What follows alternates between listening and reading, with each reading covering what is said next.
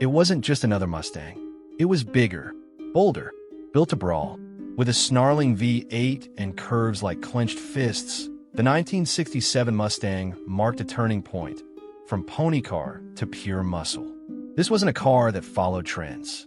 It started them. This is the 1967 Ford Mustang. By 1967, the muscle car wars were heating up. Chevrolet had just dropped the Camaro. Pontiac brought the Firebird. And Ford? They knew the Mustang had to evolve or get left behind. That year, the Mustang got its first major redesign. Wider, heavier, more aggressive. A body built not just for style, but to handle bigger engines. For the first time, you could option a 390 cubic inch V8 under the hood, delivering raw torque and street-shaking power. The 1967 Mustang wasn't just an update. It was a message. Detroit's original pony car was ready for war.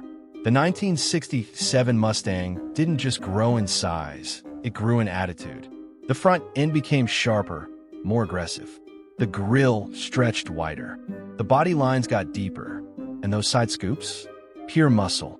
The Fastback, with its sweeping roofline, became an instant icon. Out back, the taillights were recessed into a concave panel, giving the rear end a menacing stare. And inside, a sportier dashboard with twin-pod gauges and brushed aluminum trim brought a driver-focused feel. Options like bucket seats, wood grain accents, and rally packs let buyers tailor their Mustang to fit their style. It was still a Mustang, but now it looked ready to throw punches. But the biggest change in '67, it wasn't just about looks. It was under the hood. For the first time ever, the Mustang could be equipped with serious firepower. The legendary 390 cubic inch big block V8. With 320 horsepower and tire-melting torque, it transformed the Mustang from a stylish cruiser into a full-blown street machine. The base engine was still the humble inline-six, but the 289 V8, in multiple tunes, gave plenty of punch for the average driver. And if you knew how to spec it right, a 4-speed manual, dual exhausts, and the GT package turned this car into a weekend warrior. The '67 Mustang wasn't just for show anymore. It had the muscle to match the menace. If the standard Mustang was Detroit muscle, the Shelby versions were Detroit's street-legal weapons. In 1967, the legendary GT350 returned, still powered by a high-revving small block, built for balance and handling. But then came the beast, the first-ever Shelby GT500. Under the hood, a brutal 428 cubic inch big block V8, pushing 355 horsepower. This wasn't just performance, it was intimidation on wheels. With functional hood scoops, racing stripes, and a signature aggressive stance, the GT500 became an instant icon. Carroll Shelby took the Mustang's muscle and gave it a race-bred soul. And years later, when Hollywood needed a car with presence and power, they chose the '67 Shelby. They called her Eleanor, and the legend only grew. By the time the '67 Mustang hit the streets, it was already a star. But over time, it became something more, a pop culture icon. It showed up in magazines, music videos, and garages across America. But nothing cemented its status quite like the movies. In Gone in 60 Seconds, the silver '67 Shelby GT500, codenamed Eleanor, stole the show and our hearts. That car didn't just appear on screen. It became one of the most recognizable movie cars in history. Today, the '67 Fastback is one of the most replicated Mustangs in the world, from full-blown resto mods to tribute builds. Why? Because no other Mustang captures the balance of muscle, menace, and mystique quite like this one.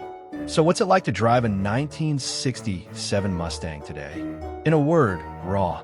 There's no traction control, no fancy screens, just a big engine, a metal dashboard, and a steering wheel that talks back.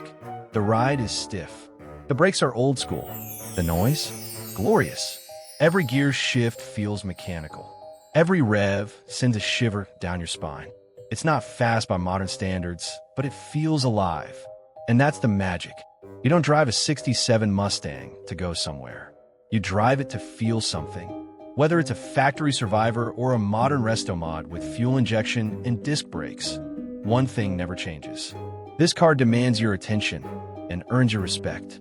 Today, the 1967 Mustang isn't just a classic, it's a cultural heirloom. Collectors hunt them, builders restore them, and fans around the world still dream of owning one. A clean 67 Fastback, that's six figures easy. A real GT500, practically automotive royalty. And yet, this Mustang's legacy isn't measured in dollars, it's measured in influence. It helped define the golden era of muscle cars. It inspired generations of drivers, engineers, and filmmakers. And even now, more than 55 years later, you can see echoes of the 67 in every modern Mustang that rolls off the line. Because this wasn't just a car. This was the moment the Mustang grew fangs. The 1967 Mustang wasn't built to follow trends. It was built to make a statement. It marked the moment the Mustang went from a sporty icon to a true American muscle car. With bold styling, big block power, and a presence that still turns heads today, the 67 became more than just a car. It became a legend.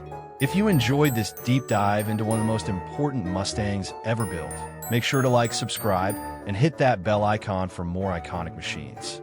Drop a comment below. Would you take a 67 Fastback over a modern Mustang GT?